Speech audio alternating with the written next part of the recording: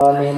ربنا ظلمنا أنفسنا وإن لم تغفر لنا وترحمنا لنكونن من الخاسرين.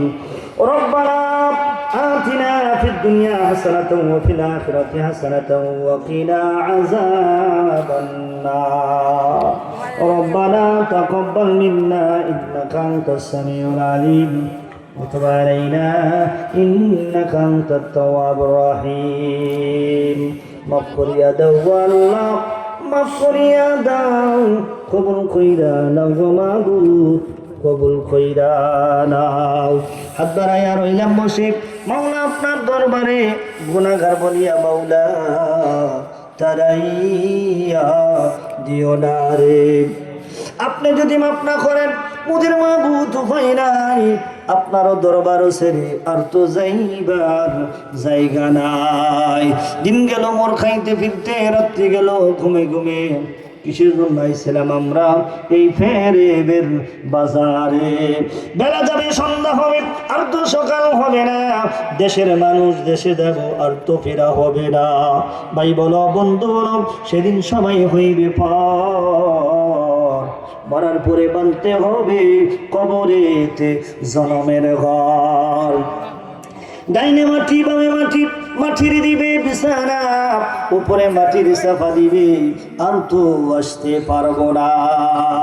মাবুদ খালিয়ার বাদ পূর্ব পাড়া তাকওয়া বাইতুন নূর জামে মসজিদের উদ্যোগে সপ্তম বার্ষিক ওয়াজ মাহফিল আজকে সমাপনীতে মাবুদ আল্লাহ দীর্ঘরাত্রি পর্যন্ত 12টার উপরে বাজে।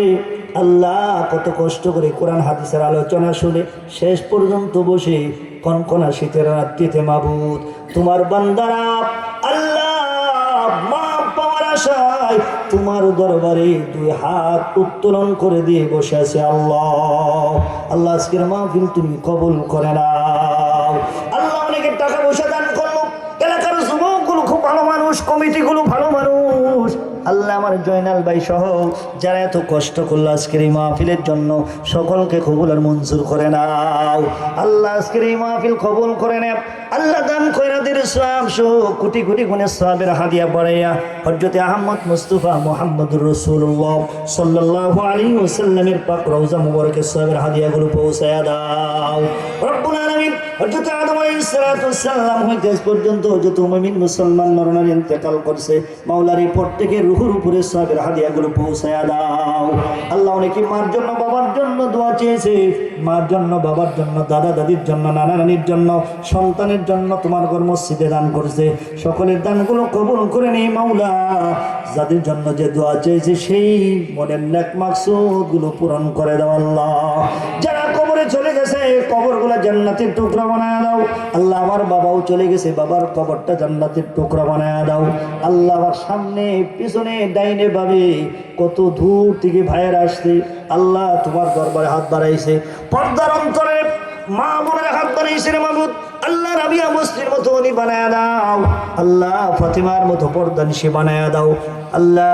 হযরতে খাদিজাতুল কুবরা রাদিয়াল্লাহু তাআলা আনহার মতো দানবীর বানায় নাও, রাবিয়া মুসলির মতো উনি বানায় নাও আল্লাহ। হাফেজ কারি আলেম ওলামা মসজিদের মুয়াজ্জিম আল্লাহ, ইমাম সাহেব খতিব সাহেব রাত বাড়াইছে, জাকিরিন শাকিরিন ভাইয়ের হাত বাড়াইছে।